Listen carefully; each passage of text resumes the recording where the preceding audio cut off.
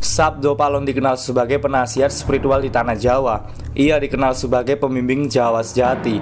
Tokoh lain yang kerap dikaitkan dengan Sabdo Palon adalah Naya Genggong. Keduanya adalah panutan gaib yang berwujud. Mereka berdua senantiasa hadir mengiringi raja-raja Jawa masa Hindu-Buddha. Ia tetap senantiasa sebagai penasihat spiritual hingga kepemimpinan Raja Brawijaya V. Sebelumnya, Sabdo Palon dan Naya Genggong dikenal sebagai sapu angin dan sapu jagat. Sabdo Palon dan Naya Genggong bukanlah nama asli dari sang abdi, melainkan gelar yang diberikan sesuai dengan karakter tugasnya. Sabdo Palon memiliki dua makna, yaitu Sabdo berarti seorang yang memberikan masukan atau ajaran, dan Palon yang berarti kebenaran dalam ruang semesta. Jika disatukan, Sabdo Palon adalah seorang abdi yang berani menyuarakan kebenaran kepada raja dan berani menanggung akibatnya. Sementara Naya Genggong, Naya berarti Nayaka atau abdi raja, dan Genggong yang bermakna mengulang-ulang suara. Naya Genggong adalah seorang abdi yang berani mengingatkan raja secara berulang-ulang tentang kebenaran dan berani menanggung akibatnya. Oke guys, kita langsung masuk ke inti videonya. Sabdo Palon berkata dengan suara agak keras dan tegas, "Hamba tidak mau masuk agama Islam, sebab hamba ini sesungguhnya adalah raja penguasa gaib tanah Jawa, memelihara kelestarian anak cucu penghuni tanah Jawa, serta semua para raja yang memerintahkan di tanah Jawa. Sudah menjadi suratan karma, wahai sang Prabu, kita harus berpisah. Dengan paduka, wahai sang raja, kembali ke Sunyaruri, alam yang tidak ada tapi ada.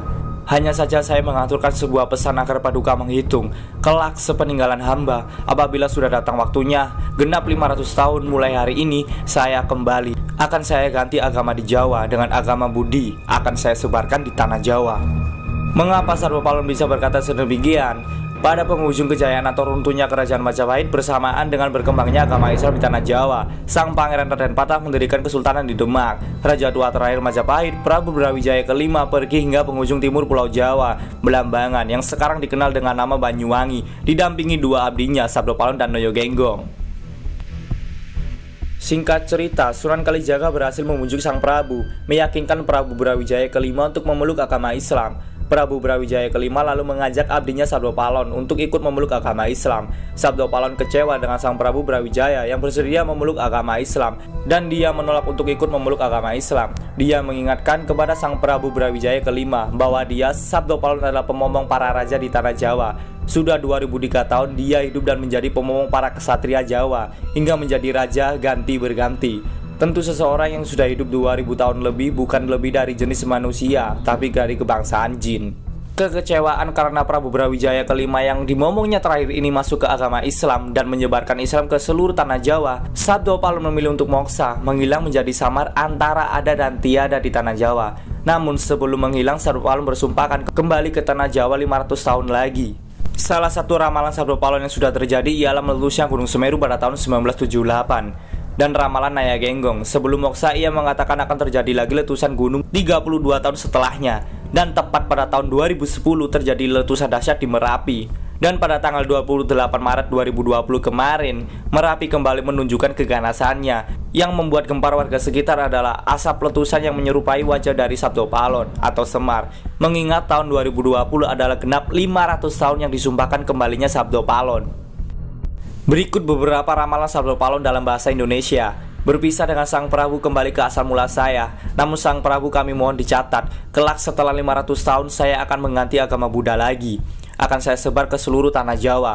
Bila ada yang tidak mau memakai, akan saya hancurkan menjadi makanan jin dan setan. Belum legalah hati ini bila belum saya hancur leburkan. Saya akan membuat tanda-tanda datangnya kata-kata saya ini. Bila kelak Gunung Merapi meletus dan memutahkan lehernya, lahar tersebut mengalir ke arah barat daya. Baunya tidak sedap. Itulah pertanda kalau saya datang. Sudah mulai menyebarkan agama Buddha, Kawuru Budi. Kelak Merapi akan bergelegar. Itu sudah menjadi takdir Hyang Widi, bahwa segala harus berganti, tidak dapat diubah lagi. Bumi sudah berkurang hasilnya, banyak hama yang menyerang, kayu pun banyak yang hilang dicuri. Benar-benar rusak moral manusia. Bila hujan gerimis banyak maling, tapi siang hari banyak begal. Hal tersebut berjalan disusul dengan datangnya musibah Bagabluk yang luar biasa. Penyakit tersebar merata di tanah Jawa, bagaikan pagi sakit sorenya telah meninggal dunia. Gunung-gunung besar bergelegar menakutkan. Lahar meluap ke kanan dan ke kiri sehingga menghancurkan desa, perkotaan dan juga hutan. Manusia banyak yang meninggal, sedangkan kerbau dan sapi habis sama sekali, hancur lebur, tidak ada yang tertinggal sedikit pun. Demikianlah ramalan Sarwa Palon sebelum dirinya moksa. Intinya, kita sebagai manusia biasa jangan lupa untuk selalu beribadah dan meminta perlindungan kepadanya.